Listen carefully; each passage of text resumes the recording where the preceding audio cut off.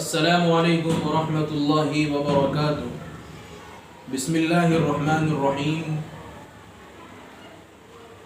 آج سنڈے کا دن ہے، ہم آپ کے سامنے ایک بہترین قصہ لے کر آئے ہیں۔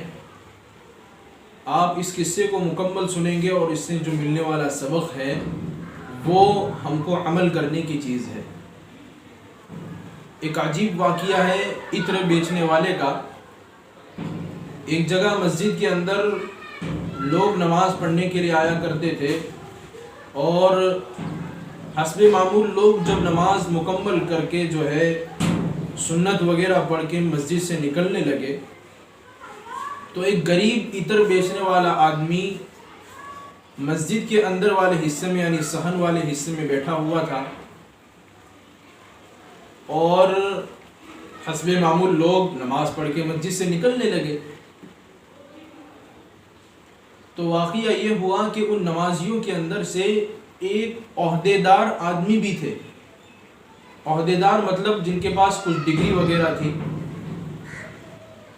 تو جب وہ نماز پڑھ کے نکلے تو اس عطر بیچنے والے آدمی نے اس عہدیدار آدمی کو روک لیا۔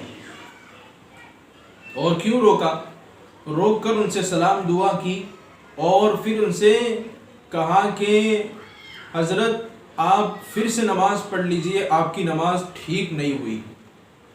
مجھے آپ کے بارے میں بہت افسوس ہے کہ آپ نماز پڑھنے کے لیے آئے اپنا وقت نکال کر، اور آپ نے ایسے ہی نماز پڑھ لی کہ یہ نماز آپ کو کوئی فائدہ نہیں دے گی۔ تو جب یہ بات اس تاجر آدمی نے، اس غریب آدمی نے اس عہدیدار آدمی کو کہی تو اس عہدیدار آدمی کا چہرہ لال پیلا ہونے لگا، رنگ بدل گیا، چہرے پر غصے کے آثار نظر آنے لگے، اور غصے میں یہ بات کہنے لگا کہ خبردار، تو نے آئندہ اگر ایسی بات کہی ہے، تیری اتنی ہمت کیسے ہوئی کہ تو نے میرے سامنے اس طرح بات کہی؟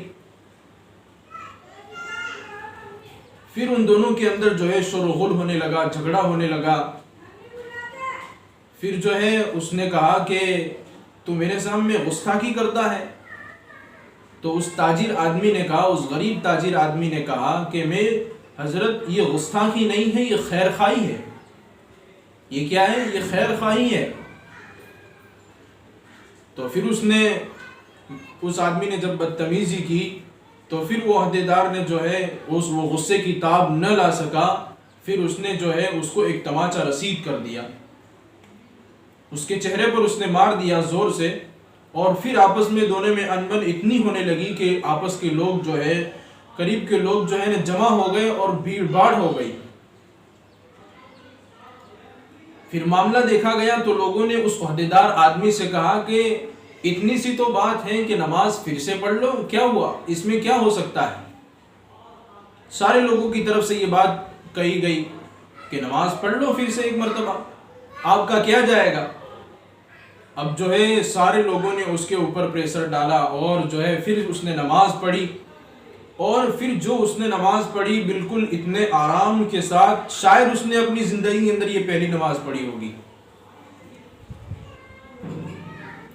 خیر وہ تو نماز پڑھ کے نکل گیا، لیکن وہ جو تاجر آدمی تھا، غریب آدمی تھا، لوگوں کے اندر اس کی واہ واہ ہونے لگی، لوگ اس کی عزت کرنے لگے اور اس سے جو ہے عطر خریدنے لگے، اور جو ہے خریدتے وقت دام کے اندر کچھ تکرار نہیں کرتے تھے، بس تبرکن اس سے عطر لے لیتے تھے اور اپنے رقم ادا کر دیتے تھے جو وہ کہتا تھا،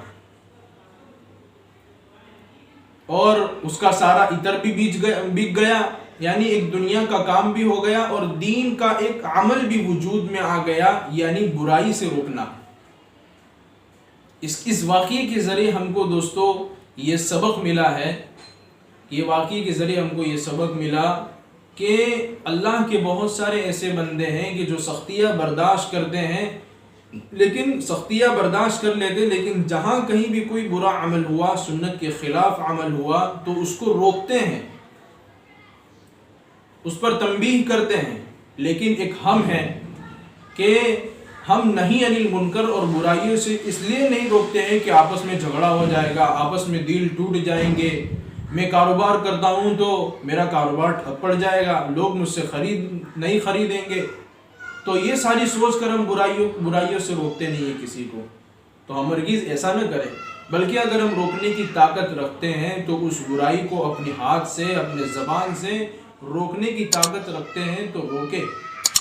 اللہ تبارک و تعالی ہم کو جو اس واقعے کے ذریعے سے سبق ملا اس پر عمل کرنے کی توفیق عطا فرمائے. السلام علیکم ورحمۃ اللہ وبرکاتہ.